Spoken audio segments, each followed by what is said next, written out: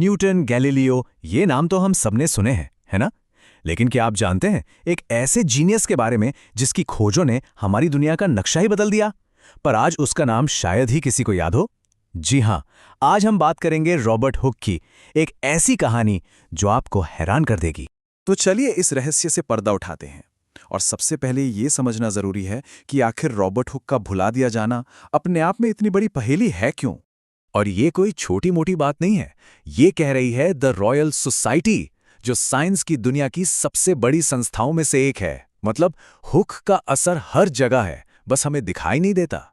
जरा सोचिए, ये कोई म्यूजियम में रखे पुराने आविष्कार नहीं है, नहीं, ये वो चीजें हैं जो आज भी हमारी जिंदगी का हिस्सा हैं। हमारी कार का यूनिवर्सल जॉइंट, कैमरे का आइरिस, ये सब कुछ हुक के दिमाग की ही देन थे। मतलब उनका काम हमारे आसपास हर जगह है, बस हम नाम नहीं जानते। और यहीं पर सबसे बड़ा सवाल उठता है, अगर हुक इतने बड़े जीनियस थे तो फिर उनका नाम इतिहास के पन्नों से गायब कैसे हो गया? कौन था वो जिसने उन्हें भुला दिया? इस सवाल का जवाब छिपा है हुक की अपनी जिंदगी और उनके सबसे बड़े दुश्मन की कहानी में। अच्छा, उस दुश्मनी की कहानी पर आएं उससे पहले जरा हुक के सबसे मशहूर काम पर एक नज़र डालते हैं। एक ऐसी किताब जिसने सचमुच दुनिया को देखने का हमारा तरीका ही बदल कर रख दिया। साल था 1665। दुनिया प्लेग और आग जैसी आफतों से लड़ रही थी और उसी वक्त रॉबर्ट हुक एक पूरी की पूरी नई दुनिया की खोज में लगे हुए थे। उनकी किताब माइक्रोग्राफियां जब छपी तो वो किसी बेस्ट सेलर से कम नहीं थी। सोचिए, साइंस की वो पहली किताब थी जिसमें तस्वीरें थीं और जो आम लोगों के लिए लिखी गई थी।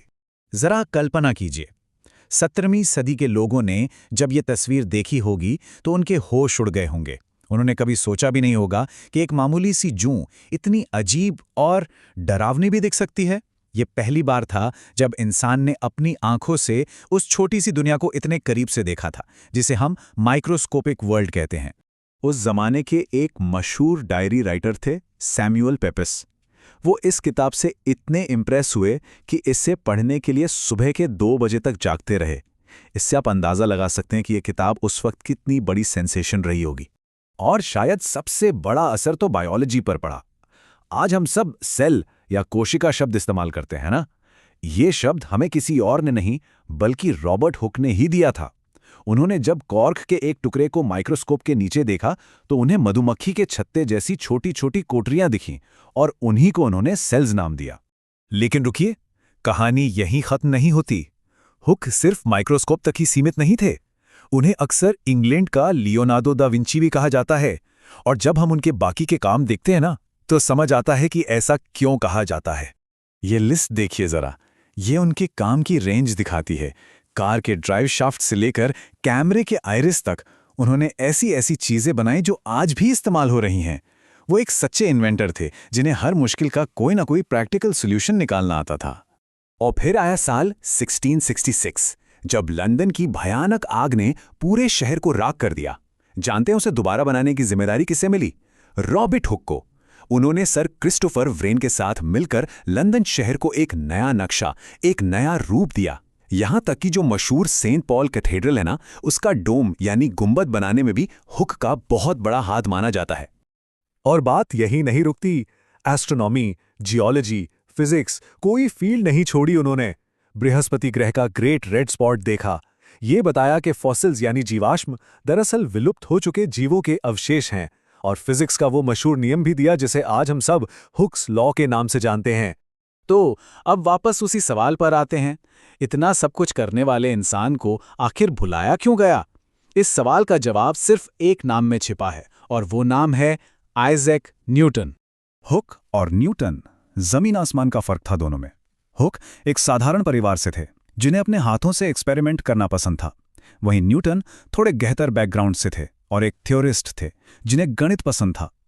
एक सोशल था, कॉफी हाउस में बैठना पसंद करता था, तो दूसरा अकेले और छिपकर काम करने वाला। बस यही फर्क आगे चलकर एक जबरदस्त टकराव की वजह बना। दोनों के बीच कई साइंटिफिक बातों पर बहस हुई, जैसे ऑप्टिक्स, ग्रहों की चाल, लेकिन सबसे बड़ा झगड़ा हुआ लॉ ऑफ ग्रेविटी को लेकर। हुक का कहना था कि ग्रेविटी का जो आइडिया था वो उन्होंने न्यूटन को दिया था, लेकिन न्यूटन ने उन्हें इसका क्रेडिट देने से साफ इनकार कर दिया। हुक का पब्लिक में मजाक भी उड़ाया गया। एक बार एक नाटक देखकर जिसमें उन पर तंज कसा गया था, उन्होंने अपनी डायरी में लिखा, डैम डॉग्स विंडिका मी देओस, यानी ये दुष्ट लोग, भगवान मुझे बदला दिलाए। ये शब्द बताते हैं कि वो अंदर से कितने परेशान और तनाव में थे। और न्यूटन की कड़वाहट इतनी ज्यादा थी कि उन्होंने साफ कह दिया कि जब तक हुक जिंदा है वो रॉयल सोसाइटी के प्रेसिडेंट नहीं बनेंगे। और हुक की मौत के बाद जब वो प्रेसिडेंट बने तो उन्होंने एक एक करके हुक की विरासत को मिटाने की पूरी कोशिश की। यहां तक कि हुक का जो इकलौता पोर्ट्रेट था वो भी गायब हो गया। और बहुत से लोग मानते हैं कि इसके पीछे भी न्यूटन ही थे। लेकिन न्यूटन ने चाहे कितनी भी कोशिश की हो, वो हुक के काम को पूरी तरह से मिटा नहीं पाए। और अब आते हैं कहानी के आखिरी हिस्से पर, जो हुक के बारे में एक बहुत बड़े झूठ का पर्दाफाश करता है। अक्सर ऐसी कहानियां सुनाई जाती हैं कि हुक की मौत गरीबी और अकेलेपन में हुई, एक बेचारे दुखी जीनियस की तरह। पर सच्चाई इससे बहुत अलग थी। जब उनकी मौत हुई तो उनके कमरे में एक लोहे का बक्सा मिला, और जानते हैं उसमें क्या था? पूरे 8,000 पाउंड कैश।